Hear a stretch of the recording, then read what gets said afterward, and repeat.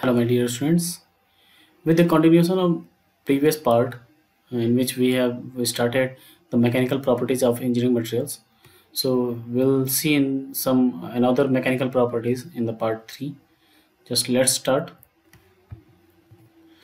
So the next property is hardness. It is a very important property for the material for the surface of the surface loading, such as it is defined as the ability of the material to resist scratching or indentation. We'll see what is indentation. What is indentation?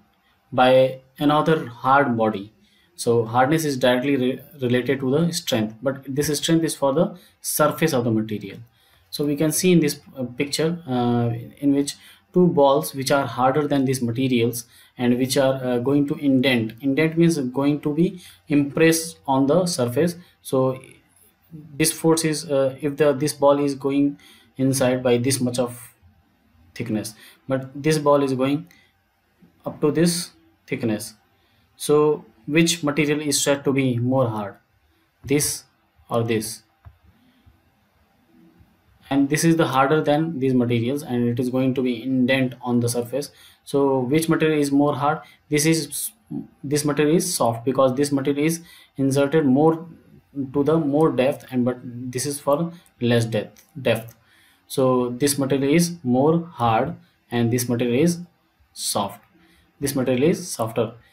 So this is the hardness in which material will resist for the scratching and indentation, and this type of property is used for the used in the various tempered glasses and gorilla glasses of the mobile phones, which is which resist the scratching of the scratching of the screen from the various suppose if we put our phone in the pocket and there is already in some keychains are there and coins are there, so that will resist this hardness property will resist the scratching from the keychain or something like coins to the screen of the mobile phone. So that kind of properties are included in the gorilla glasses and tempered glasses. Next is the creep. This is the slow and progressive deformation of material with a time at a constant stress is called creep. This up to this point we just correlate this stress with the load, and we will study this what is stress in the next topics in the next part of this topic engineering materials. So this it is a slow and progressive deformation of a material with a time at a constant stress is called creep. So we can see in this picture that this is a material and this is a constant load. We can see in so many like bell, there is a bell or any hanging items which is under a constant load, it will not fall down and it will not fracture down. Why? Because there is a room temperature and it will not show the phenomena of creep. And if we increase the temperature here, this will gradually at a start very gradually it will going down and down and will finally it will break down because of higher temperature in at this place. If we increase the temperature more, then this deformation occurs at very fast rate. So this is known as creep. Means if there is a constant load is there, but material will not fail if the temperature is not vary. But if we increase the temperature, this will fail at a constant load.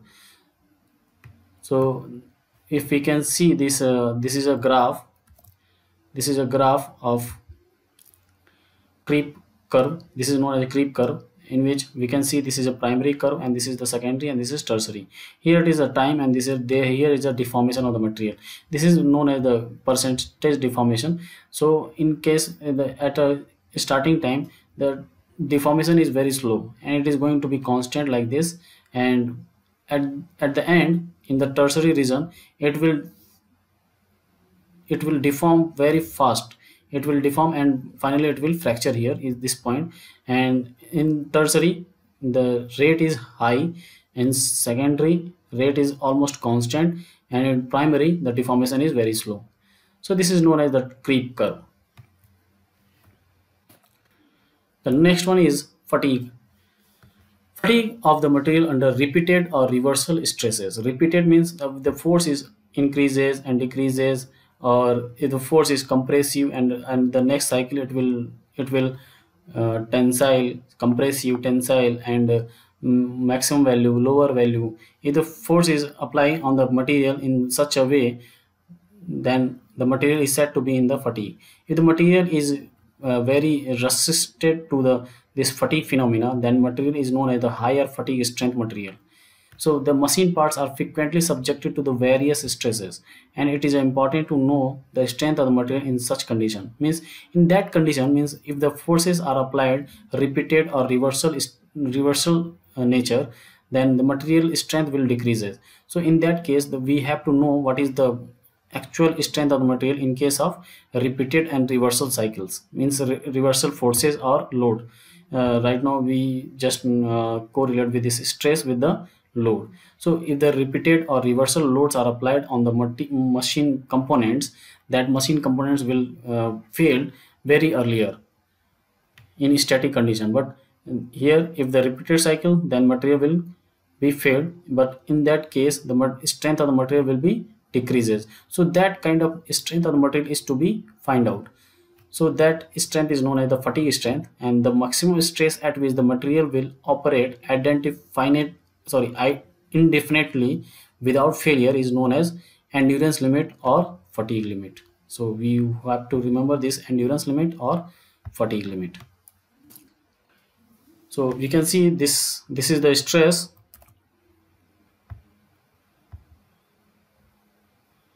This is stress, and it is applying at a high maximum value, and is going at a minimum value, maximum value, minimum value.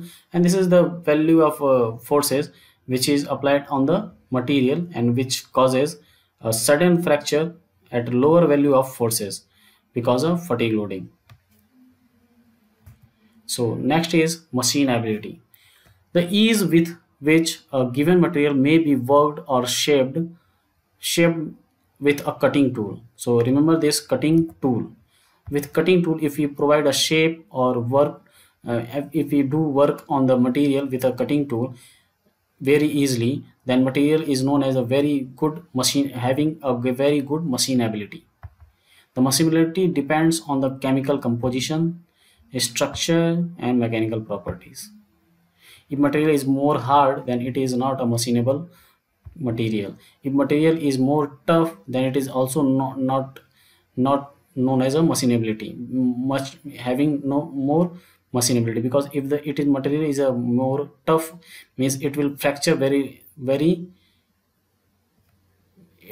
for the fracture for the to be machinable, the material must be fractured because due to cutting tool.